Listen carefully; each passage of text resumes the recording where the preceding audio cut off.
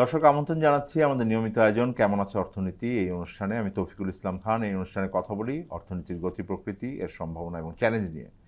দর্শক, আজকে আমরা আলোচনা করব ঈদের পরে আমাদের বাজেট নিয়ে।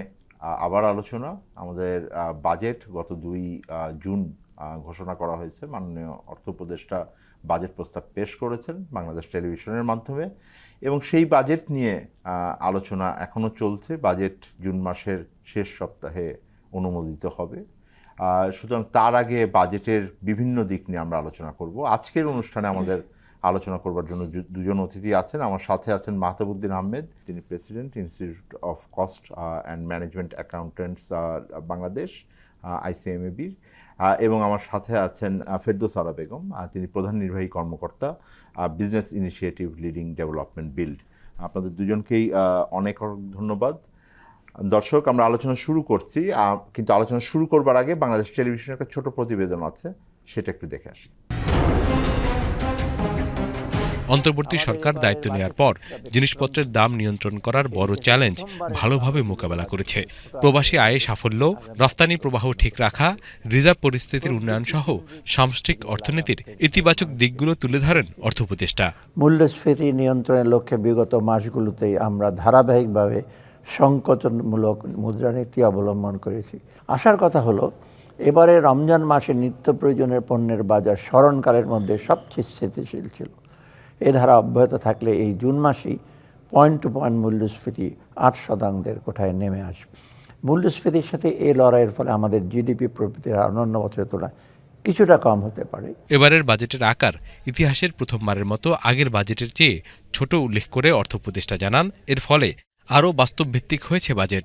জিডিপি বা প্রবৃদ্ধির গতি বাড়ানোর পরিবর্তে অর্থনীতির ভিত মজবুত করার উপর মনোযোগ দিয়েছে সরকার। প্রবৃদ্ধি কেন্দ্রিক ধারণা থেকে সরে এসে আমরা চেষ্টা করেছি সামগ্রিক উন্নয়নের ধারণার জোর দিতে। তাই প্রথাগত ভৌত অবকাঠামোর তৈরির খতিয়ান তুলে ধরার পরিবর্তে আমরা এবারের বাজেটে প্রাধান্য দিয়েছি মানুষকে। মৌলিক অধিকারের নিশ্চয়তা, সুন্দরভাবে বেঁচে থাকার জন্য প্রয়োজনীয় ব্যবস্থা, জীবিকার নিরাপত্তা এবং বৈষম্যহীন পরিবেশ, এই অত্যাবশ্যক উপাদানগুলো ছাড়া যে কোনো রাষ্ট্র অকার্যকর হয়ে পড়ে দুর্বল হয় সমাজের ভিত। এবারের বাজেটে তাই শিক্ষা, স্বাস্থ্য, সুশাসন, নাগরিক সুবিধা, কর্মসংস্থান ইত্যাদি বিষয়ের উপর জোর দেওয়া হয়েছে। ভেঙে পড়া রাষ্ট্রীয় প্রতিষ্ঠানগুলো গড়ে তোলার উপর জোর দিচ্ছে সরকার। সে লক্ষ্য বাস্তবায়নে আগামী অর্থবছরে প্রয়োজনীয় বাজেট বরাদ্দ দেওয়ার কথা জানান সালেউদ্দিন আহমেদ। দর্শক, আপনার প্রতিবেদনটি দেখলেন। মাহতাবউদ্দিন আহমেদ, আপনাকে দিয়ে আলোচনা শুরু করি। বাজেট হয়ে গেল। বাজেটের ঘোষণার পরে ঈদের ছুটি ছিল, তারপর লম্বা এই ছুটির পরে আমরা আবার ফেরত এসেছি, কারণ আগামী 1 সপ্তাহের ভিতরে হয়তো বাজেট অনুমোদিত হয়ে যাবে। অন্যান্য অনেক ধরনের চ্যালেঞ্জের ভিতর দিয়ে বাজেট দেওয়া হয়েছে। অর্থনৈতিক যে পুনর্গঠন চলছে, সে তার অংশ হিসেবে বাজেটকে তো অবশ্যই দেখতে হবে। কিন্তু এর ভিতরে একটা বড় চ্যালেঞ্জ আছে, হলো যে আমাদের ব্যক্তি খাতের বিনিয়োগ, কর্মসংস্থান, এই বিষয়গুলো। সার্বিকভাবে ব্যক্তি খাতের দৃষ্টিভঙ্গি থেকে আপনারা তো পেশাজীবী হিসেবে এটার সাথে আছেন, আপনি একসময় নিজে ব্যক্তি খাতের বড় প্রতিষ্ঠানকে নেতৃত্ব দিয়েছেন। কেমন বাজেট হলো? বাজেটে আমরা, এটা তো as you rightly pointed out, এটা হচ্ছে এক্সেপশনাল একটা সিচুয়েশনে এক্সেপশনাল একটা বাজেট। বাট এখানে আমরা চিন্তা করেছিলাম যে ইন্ডিভিজুয়াল পার্সপেক্টিভে হোক বা এন্টারপ্রাইজের পার্সপেক্টিভে হোক, আমরা আশা করছিলাম একটা রিফর্ম হবে বড় ধরনের। আমরা কিন্তু বেশ কয়েক যুগ ধরে আমরা কিন্তু রিফর্ম দেখছি না। মনে হচ্ছে একই বাজেট বিভিন্ন ফর্মে আসে, কিছু ভালো জিনিস থাকে, কিছু খারাপ জিনিস থাকে।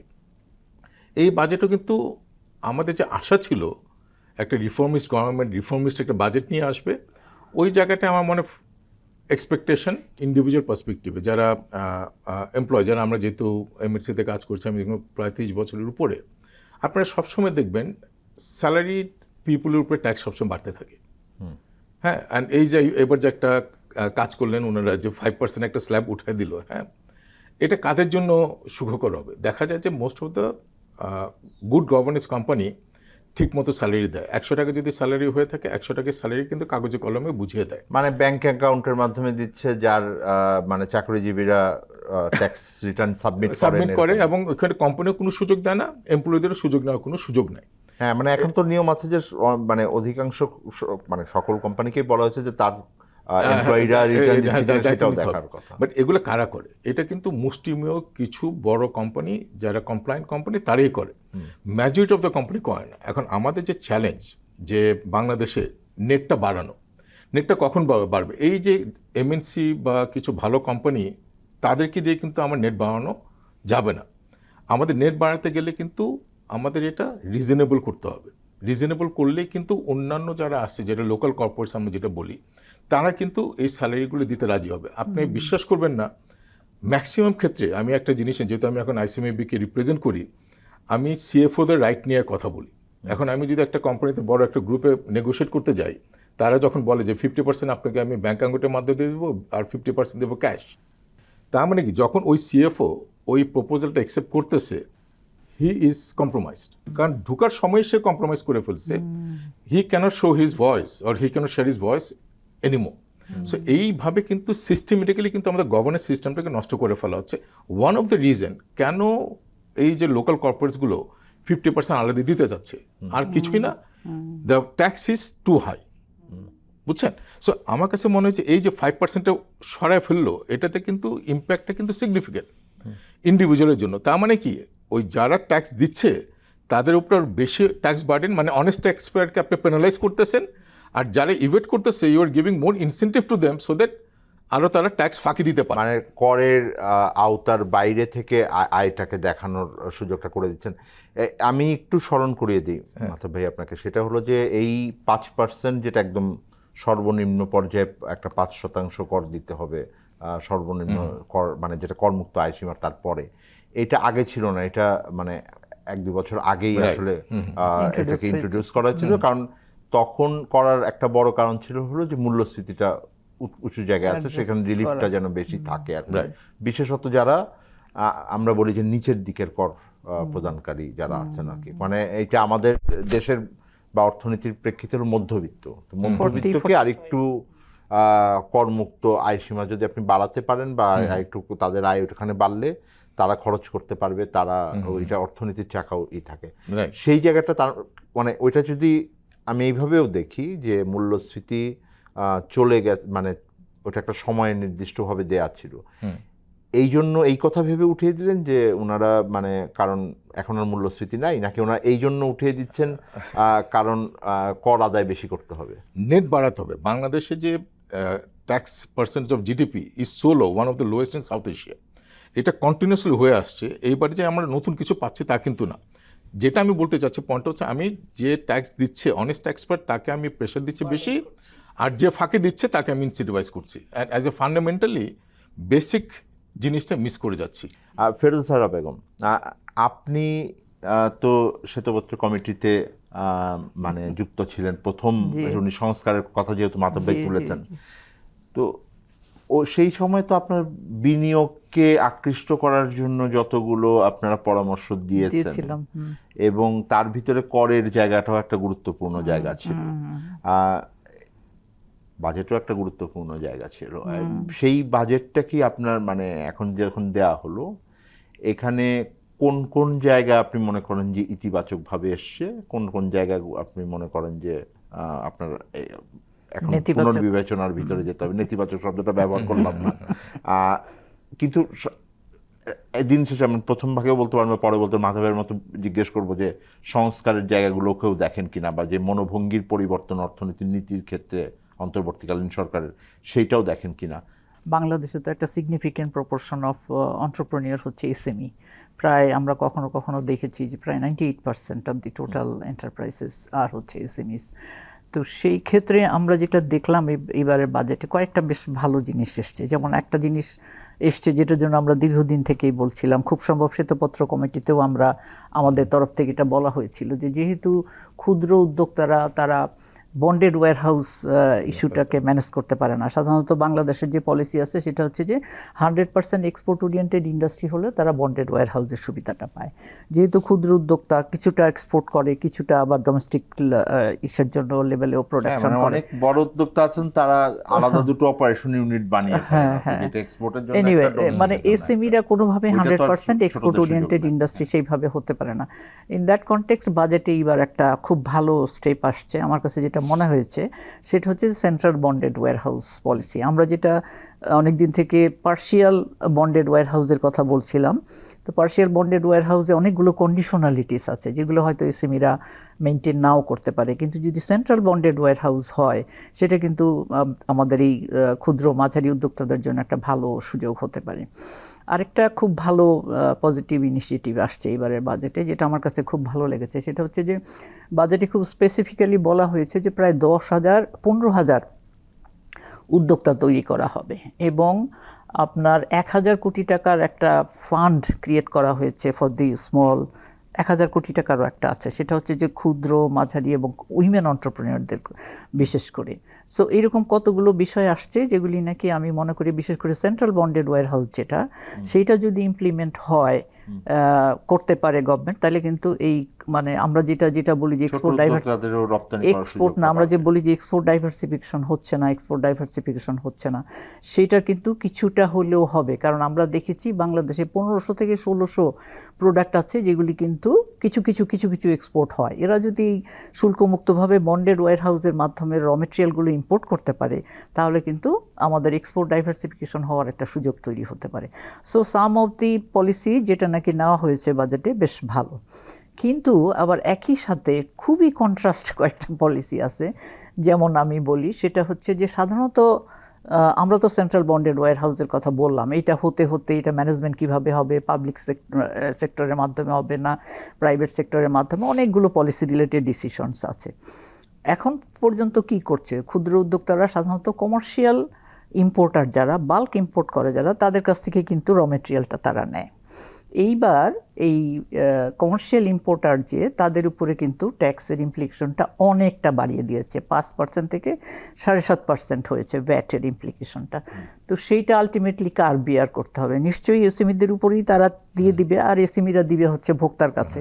সো এটা কি হবে? আলটিমেটলি কিন্তু ইনডাইরেক্টলি কনজিউমাররা সাফারার হবে এবং এসএমইদের প্রোডাক্টটা ভ্যাট ক্রেডিট নেওয়ার তো না কোনো সুযোগই নেই। বাট এইখানে একটা ভ্যাট ক্রেডিট নেওয়ার একটা সুযোগের কথা বলা হয়েছে পলিসিতে।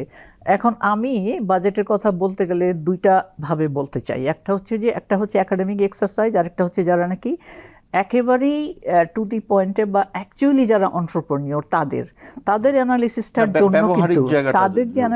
জন্য কিন্তু কিন্তু একটু সময়ের দরকার হয়। কারণ এই যে ফাইন্যান্স একটা এইটা অ্যানালিসিস করে তার ভেতর থেকে কি পেলো না সেটা বের করতে কিন্তু একটু সময়ের দরকার হয়। এইবারের বাজেটে যেটা হয়েছে, আমাদের 2 তারিখে বাজেট হলো, 4 তারিখ থেকে 5 তারিখ থেকে ছুটি হয়ে গেল, তারপরে আমরা আর 5 দিন সময় পাচ্ছি, মানে মোট 9 দিনের মতো সময় পাচ্ছি আমরা। সো 50% ভ্যালু এডিশন হলে তারা সেখান থেকে ক্রেডিট নিতে পারবে। এইটা তো যথেষ্ট ক্যালকুলেশনের ব্যাপার, এটা কিভাবে হবে এটা বোঝা মানে খুবই দুরূহ ব্যাপার। আরেকটা জিনিস যেটা হয়েছে, এই ক্ষুদ্র উদ্যোক্তাদের মধ্যে কিন্তু একটা বেশ সিগনিফিকেন্ট প্রপোর্শন কিন্তু এফ কমার্সে যাচ্ছিল। আপনি যেটা বলতে চাচ্ছেন যে 50% ভ্যালু এডিশন মানে তার মানে অ্যাকাউন্টিং সিস্টেমটাকে খুবই ভালো করে রাখতে হবে যে তার একেবারে মানে সেই ক্রেডিট নেওয়ার সুযোগটা পেতে হইলে এইখানে অ্যাকাউন্টিংয়ের একটা ফুল অপারেটিং অ্যাকাউন্টিং সিস্টেম এবং ক্ষুদ্র উদ্যোক্তা যারা তাদের জন্য সেই অ্যাকাউন্টিং সিস্টেমটা খুব ভালো করে বুঝতে হবে এবং রেকর্ডটা রাখতে হবে।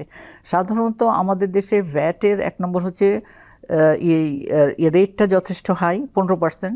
2 নম্বর হচ্ছে এইবার যে স্ল্যাব বাড়িয়েছে, আরেকটা স্ল্যাব বাড়িয়েছে, যখন আমরা বলছিলাম যে একটা সিঙ্গেল রেট হোক, সেখানে আমরা দেখলাম যে স্ল্যাব বাড়ানো হয়েছে 7টা থেকে 8টা বা 9টা হয়েছে বোধহয় এবার। তো এইটা হচ্ছে একটা। আরেকটা হচ্ছে যে আমরা ভ্যাটের ক্রেডিট নিতে পারছি না, বেশিরভাগই আমরা লার্জ কর্পোরেটগুলো ছাড়া ভ্যাটের ক্রেডিট নেওয়া কিন্তু is very very difficult because of the accounting principles এবং অ্যাকাউন্টিং সিস্টেম। মানে একটা বড় যেই বিষয়ে মানে আমি জিজ্ঞেস করি যে যখন এই পলিসিগুলো করা হয় এবং বাজেট বক্তৃতা আমি এবারও দেখছিলাম, মানে একটা বা যেটা বিল বলি আমরা এখন তো বিল, সেই বিলে তো আর খুব মানে ডিটেল লেখার সুযোগ থাকে না যেটা কেন নেওয়া হলো বা কি নেওয়া হলো, এটা সাধারণত বক্তৃতাতেই বলা হয়। কিন্তু এই যেই পরিবর্তনটার কথা মাতাব ভাই শুরু করেছিলেন যে বাজেটের ভিতরে একটা অন্তর্বর্তীকালীন সরকারের সম্ভবত একমাত্র বাজেট, তাদের মানে বাজেটটা এই বিশ্লেষণটার কোনো সুযোগ আছে কিনা যে কত পার্সেন্ট আসলে ছোট উদ্যোক্তারা সত্যিকার অর্থে ভ্যাটের এই রেয়াত নিতে পারেন?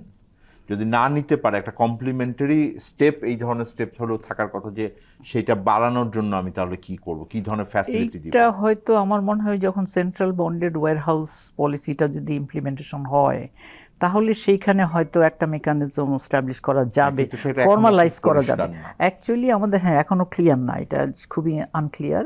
তবে যে পার্শিয়াল বন্ডের ব্যাপারটাও কিন্তু এসছিল, এটারও ব্যবহারিক দিক নিশ্চয়ই আলোচনা কিন্তু করা আমি আছে। মনে এইটা করি আমি মাথা ভাই একটা আপনাদের দুজনকেই আমি ফিরবো, একটা ছোট বিরতি নিয়ে আসি, আচ্ছা ঠিক আছে। তারপরে আমরা আলোচনা আবার ফিরছি। দর্শক, আমরা আলোচনা করছিলাম যে আমাদের বাজেট কেমন হলো, এবং বিশেষত যারা ছোট উদ্যোক্তা আছেন, কারণ তারাই আমাদের সবচাইতে বড় সংখ্যক উদ্যোক্তা বাংলাদেশের, এবং বাংলাদেশের অর্থনীতি খুব গুরুত্বপূর্ণ জায়গা। তারা কিভাবে এই বাজেটের মধ্যে কি পেলো, এই সুবিধাগুলো কাজে লাগাতে তাদের কি করতে হবে, এই আলোচনাটা আমরা বিরতির পর আবার চালু রাখবো। আমাদের সাথে থাকবেন।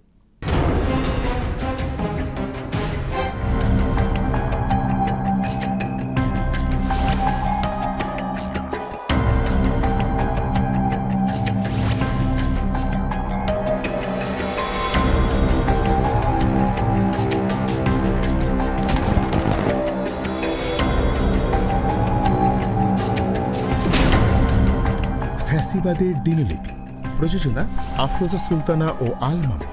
দেখবেন প্রতি রবি থেকে বৃহস্পতিবার সন্ধ্যা 7টায়।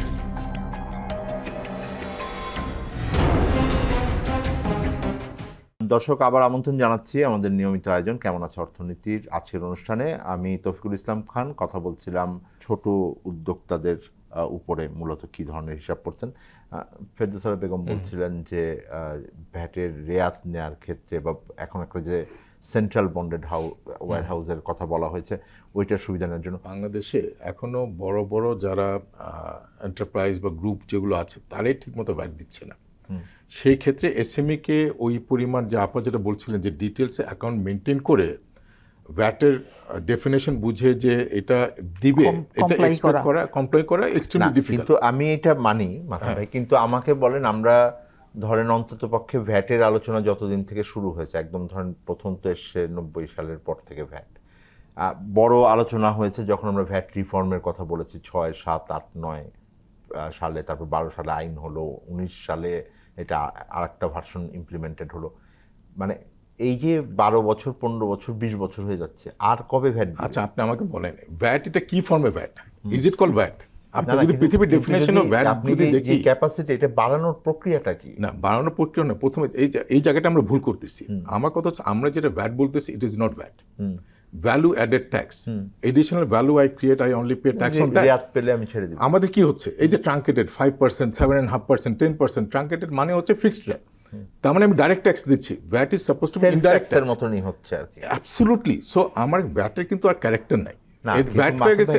যখনই ওনারা সিঙ্গেল রেটের কথা বলেছেন এর আগে, তখন সবাই বলেছেন যে ছোট উদ্যোক্তারা 15% নিতে গেলে, ভ্যাট ক্রেডিট নিতে গেলে যেই মানে করতে হয়, এটা পারবেন না, সুতরাং এটাকে কম রাখা ভালো। এটা শুধু ছোট উদ্যোক্তাদের তো ব্যাপার না, এমনকি বিদ্যুতের মতন আমি বলবো এটা সরকারি খাত, এবং যেখানে অ্যাকাউন্টিং এর সমস্যা উচিত না, সেখানে তো 5% রাখা হয়েছে। যখনই 5% রাখবে তখন আমি ভ্যাট রিবেট নিতে পারবো না। হ্যাঁ। সো ফান্ডামেন্টাল পয়েন্টটা হচ্ছে, আমার যখন একটা ভ্যাটের একটা ডেফিনেশন আছে, we must follow the principal of VAT. তারপর যেটা হোক, আমার এটা 10 জন 10 রকম কথা বলবে। আমাদের বাংলাদেশের নিয়মটা কি? আমার personal interest come first before my institutions, institution interest come first before the nation. না না, সো এটা আমাদের ক্যারেক্টারিস্টিক্স। সো আমার কথা হচ্ছে যে what ever is right, what ever is the best practice, আমি বেস্ট প্র্যাকটিস ফলো করবো। আচ্ছা, এটা করতে গিয়ে আমরা আসলে ক্যারেক্টার হারিয়ে ফেলতেছি। এই টপিকটা আমি শেষ করবো, যে কারণ ফেরদৌসা নিশ্চয়ই বলা। হ্যাঁ, এইখানে যেটা আমি একটু বলতে চাই সেটা হচ্ছে যে দেখেন, প্রিন্সিপালটাই এখানে একটু ডিফেক্টিভ। যেমন উনি যেটা বললেন, আই ফুললি অ্যাগ্রি। সেটা হচ্ছে বলাই আছে পলিসিতে যে 15% যখন ভ্যাটের রেটটা হবে তখন credit is possible, but beyond that যত রেটই হোক, 2% হোক, 3% হোক, 5% হোক, 7% হোক, 11%, 12%, আপনি কিন্তু ক্রেডিট নিতে পারবেন না। এবং এসএমইরা যাতে ক্রেডিটটা নিতে না পারে, তার জন্যই কিন্তু এসএমইদের জন্য একটা টার্নওভার ট্যাক্স আছে।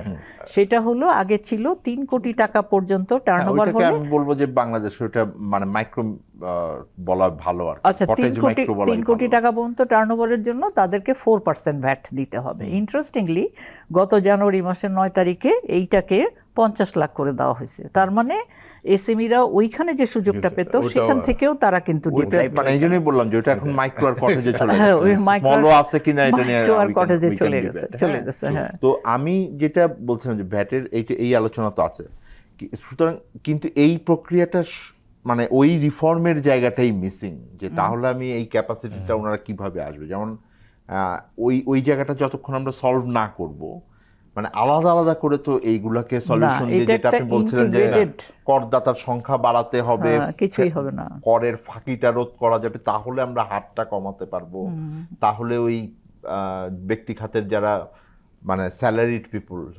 চাকরি করে বেতন নিয়ে চলে তাদের উপরে প্রেশারটা পড়ে না।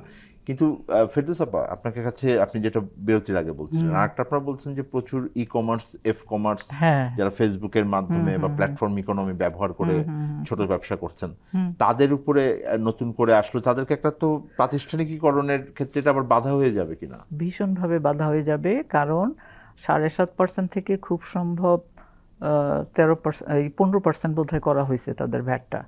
হয়তো এটা একটা উদ্দেশ্য হইতে পারে যে 15% হলে সে ক্রেডিট নেওয়ার একটা সুযোগ পাবে, সেইটা একটা হতে পারে, but it is not possible for them because e commerce, F commerce is a different types of business. তো এইখানে তারা যে শুরুটা করেছিল তাদেরকে কিন্তু এইরকম হাই ট্যাক্স রেটটা দিয়ে তাদেরকে কিন্তু ভীষণভাবে ডিসকারেজ করা হবে বা ডিসকারেজ করা হয়েছে।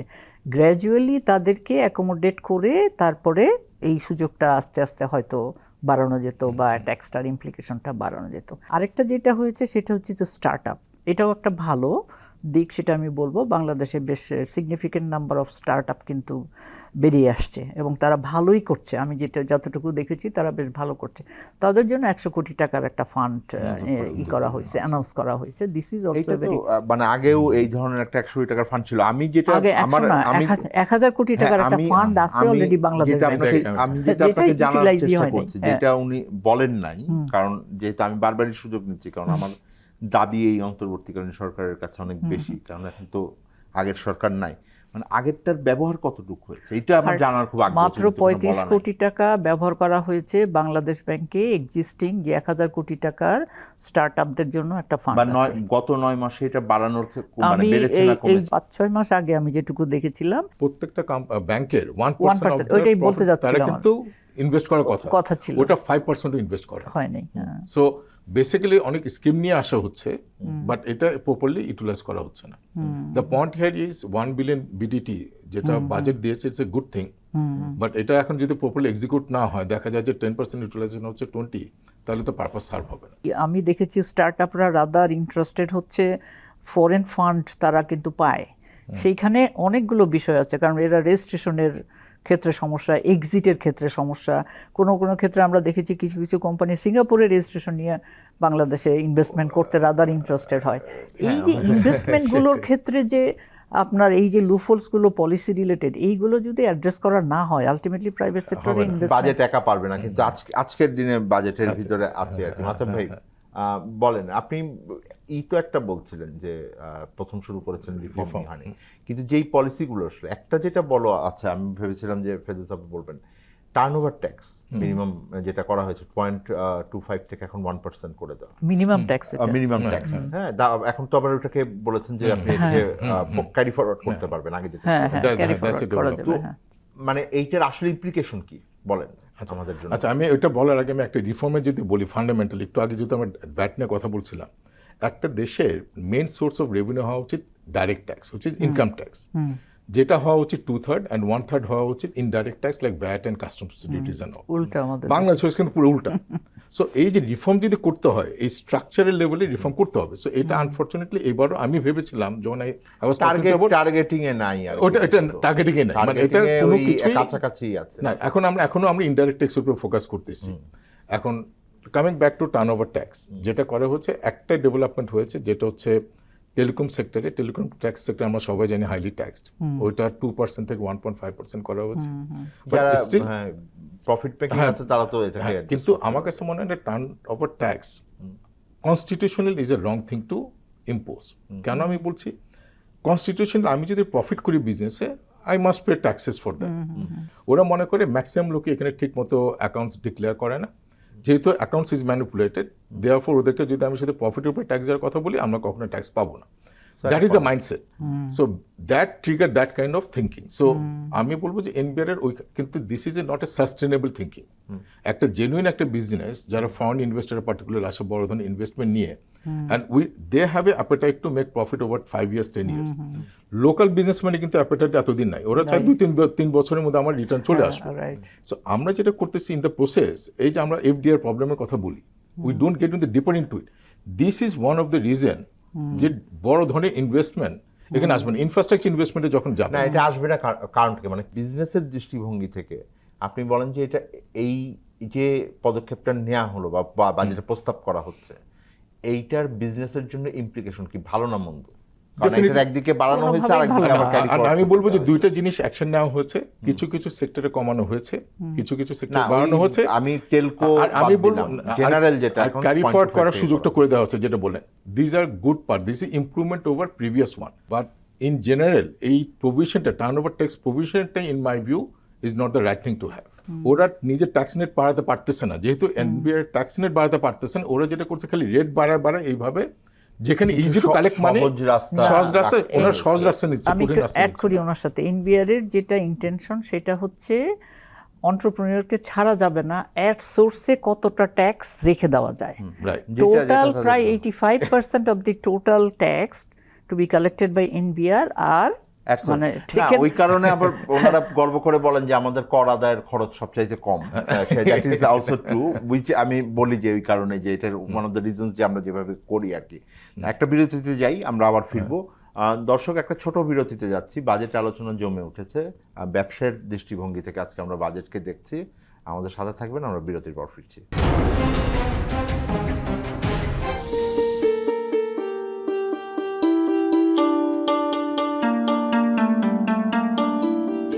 আরে জামাইরে আগে দাও। দিতাছি তো। জামাই কতদিন পরে আসলো। আম্মা, আপনার হাতের তরকারির মজাই আলাদা। কি সুন্দর কালার, জুত মতন সেদ্ধ, বিশেষ করে ডাইলের যা কালার আর স্বাদ। সবাই তো টিউবওয়েলের পানিতে রান্না করে, আমি রান্না করি পুকুরের পানি দিয়ে। কোন কি? পুকুর তো খোলা, পুকুরের পানিতে মানুষ গোসল করে, কাপড় চোপড় কাচে, হাঁস ভাসে সেই পানিতে। সেই পানি দিয়ে আপনি রান্না বান্না করছেন, কাম সারছি। মরে যাবেন তো আম্মা, একদম মরে যাবেন। কই মুড়ি নাই তো এখনো। বুঝছি, এই জন্য আব্বা আপনি মাঝে মাঝে সাবিয়াও পেটের সমস্যায় ভোগে। থামো, এই তুমি সব সময় সবার ভুল ধরো কেন? না রে মা, জামাই বাবাজি ঠিক কথাই কইছে। শুধু আমরা না, আমাকে পুকুরের পানি যারাই ব্যবহার করে তারা প্রত্যেকেই পেটের সমস্যায় ভোগে। অনেকে রান্না বান্নার সময়, খাওয়ার সময় নিরাপদ পানি ব্যবহার করে, কিন্তু খাওয়ার আগে থালা বাসন ধোয়, গ্লাস ধোয়, এমনকি নিজের হাতও ধোয় পুকুরের পানি দিয়া, ট্যাপের পানি দিয়া। হ ঠিকই তো, তাই তো করি। শোনেন আম্মা, রান্না ও খাবারের জন্য নিরাপদ পানি ব্যবহার করুন। পুকুর কিংবা নদীর পানি পান করবেন না। পানি পান করার আগে ফুটিয়ে নেবেন। সেটা সম্ভব না হলে ব্লিচিং পাউডার, ফিটকিরি বা পানি বিশুদ্ধকরণ ট্যাবলেট দিয়ে পানি নিরাপদ করে নিন। ফল ও সবজি কাঁচা খেতে হলে নিরাপদ পানি দিয়ে ভালোভাবে ধুয়ে নিন। সবজি ও ফলমূল কাটার আগে 1 চামচ লবণ নিরাপদ পানিতে মিশিয়ে কমপক্ষে 30 মিনিট ভিজিয়ে রাখলে শাকসবজি ও ফলমূলে থাকা রাসায়নিক পদার্থের ক্ষতিকারক প্রভাব বহুলাংশে কমে যায়। পানিই জীবন, যদি তা হয় নিরাপদ।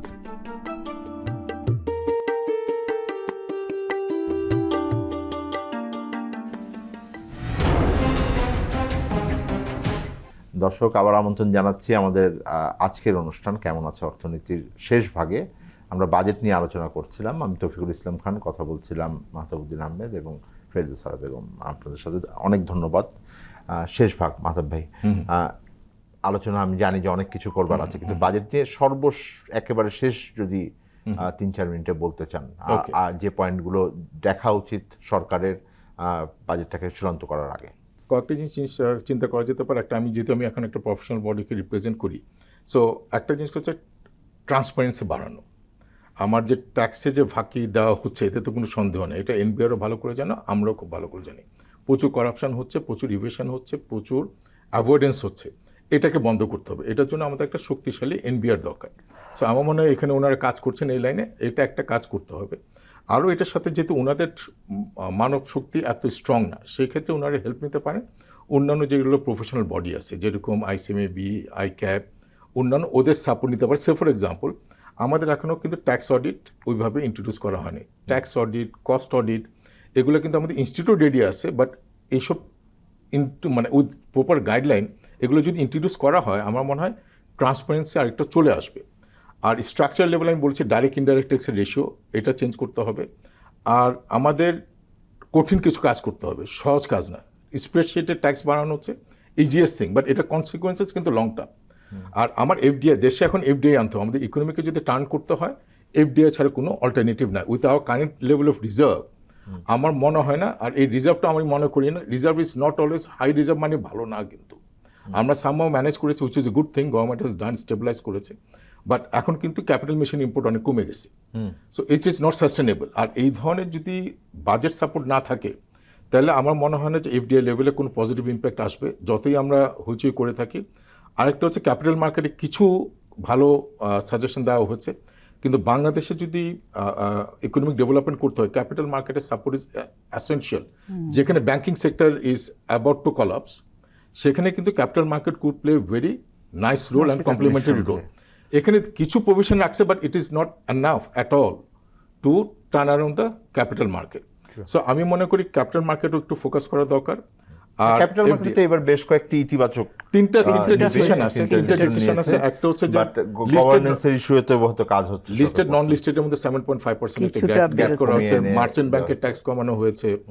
আর এআইটি আপনার যেটা ব্রোকারেজের ট্রানজাকশনে আই থিঙ্ক 0.05 থেকে 0.03 তে নামানো হয়েছে। But none of this will going to create a wow kind of impact. হ্যাঁ, এটা যে দেখেছে কালকে আমার ইন্ডেক্স বেড়ে যাবে 5%, 10%, তা হয়তো না, দ্যাটস না, বাট অ্যাট লিস্ট পজিটিভ কিছু ডিসিশন নেওয়া হয়েছে। ট্যাক্সের শুধু ট্যাক্স দিয়ে ওয়াও ফ্যাক্টর তৈরি করা যাবে কিনা এটাও আমি জানি না। তবে গত 9 মাসে তো কোনো কোম্পানি নতুন করে আইপিও ছাড়েও নাই। I know how last 4-5 years they are struggling, অনেকে বন্ধ করে দিচ্ছে। এখন আপনি যখন ওদেরকে জায়গায় তুলতে হবে তো একটা মার্কেটকে ইয়ে করার জন্য, so we are nowhere close to that. But আমি একটা জিনিস বলতে চাই রিফর্ম পার্সপেক্টিভে, যে এত কিছু আমরা কাজ করতেছি, একটা ভালো কাজ আমি দেখছি অ্যাজ এন এক্সেপশন আমি বলবো, ওভার অ্যাম্বিশিয়াস বাজেট করেন, 25% রেভিনিউ ইনক্রিজ, বাজেট স্পেন্ডিং 30-40%। আমার মনে ওই জায়গায় government or NBR is very realistic, এইটা আমি অ্যাপ্রিসিয়েট করি। অ্যাটলিস্ট এটা আমাদের ইনফ্লেশনটা কন্ট্রোল করতে সাহায্য করবে, কিছুটা নিয়ন্ত্রণ ছিল, এইটা আমি মানবো। কিন্তু ওটা আমার ব্যক্তিগত মতামত আছে যে আপনি ওই 25%-এর টার্গেটই হয়তো দিন শেষে দেখতে পাবেন, কারণ এই বছরের বাজেটের যে সংশোধন করা হচ্ছে যথেষ্ট হয় নাই। ফেরদৌস আপা, আপনাদের লাস্ট পয়েন্টটা নিয়ে আমি শুরু করি। সেটা হচ্ছে যে আপনি বলছেন যে কিছুটা স্মল বাজেট কাটছাট করা হয়েছে ইত্যাদি, কিন্তু রেভিনিউ টার্গেটটা কিন্তু কমানো হয়নি, রাদার রেভিনিউ টার্গেট 7.5% বাড়ানো হয়েছে। তার মানে কিন্তু উল্টা হলো, বাজেটের সাইজ বছরগুলোতে 25% না। আমাদের দিন শেষে আমাদের যেটুকু অ্যানালাইসিস আছে এটা আপনাদের বলছে, সেটা আমরা মনে করি যে এটা 25 থেকে 30%-এর ভিতরেই গিয়ে ঠেকবে আর কি। আপনি জানেন যে ওপেন বাজেট সিস্টেম একটা সার্ভে হয় গ্লোবালি, সেখানে বাংলাদেশের কিন্তু র্যাঙ্কিং কিন্তু 2012-তে ছিল 45, এখন এটা কমে 37 হয়ে গেছে 115টা দেশের মধ্যে। সো এইটা আমার মনে হয় আমাদের যে অডিট, যে ইয়ারলি যে অডিট, এটা একটাই বোধহয় হয়েছিল 2023-এ, এরপরের থেকে আর সেরকম কোনো রেগুলার কোনো অডিট হয়নি। সো এই বিষয়টা মনে হয় একটা লেজিসলেটিভ কমিটি বা বডি থাকা উচিত, যাতে এই ট্রান্সপারেন্সিটা এনশিওর করা যায় এবং অডিটটাকে রেগুলার করা যেতে পারে এইটা, এবং এটা ওপেন হওয়া উচিত যাতে লোকজন বুঝতে পারে। এটাতে কিন্তু ট্রান্সপারেন্সির বিষয়টা এবং ফরেন বা লোকাল ইনভেস্টরদের একটা কনফিডেন্স আসবে যে হ্যাঁ এইখানে যে এক্সপেন্ডিচারগুলো হচ্ছে সেটার ভিতরে একটা ওপেননেস আছে। তো একটা স্পেশাল লেজিসলেটিভ কমিটি যেটার উপরে এই দায়িত্বটা দেওয়া যেতে পারে। আরেকটা বড় আমি এটা শেষ করি যে এটার তো দায়িত্ব আমাদের সংবিধানে দেওয়া আছে হলো পাবলিক অ্যাকাউন্টস কমিটি। তো সংসদে এই কমিটিটা খুবই শক্তিশালী কমিটি হওয়ার কথা, এস্টিমেটস কমিটি, কিন্তু সেটা হয়নি। আমাদের দুর্ভাগ্য হলো যে আমরা এই প্রতিষ্ঠানগুলোর কার্যতভাবে আইনে না, কার্যতভাবে এদেরকে সেরকম কোনো- আমরা দুর্বল করে রেখেছি। কোনো কোনো ক্ষেত্রে আমি বলবো যে এটা মানে অকেজো করে রাখা হয়েছে অকেজো করে রাখা বা হয়। অকেজো হয়ে গেছে। সেইটার উত্তরণ মানে একটা দরকার। আমি মনে করি যে ভীষণভাবে বড় reform।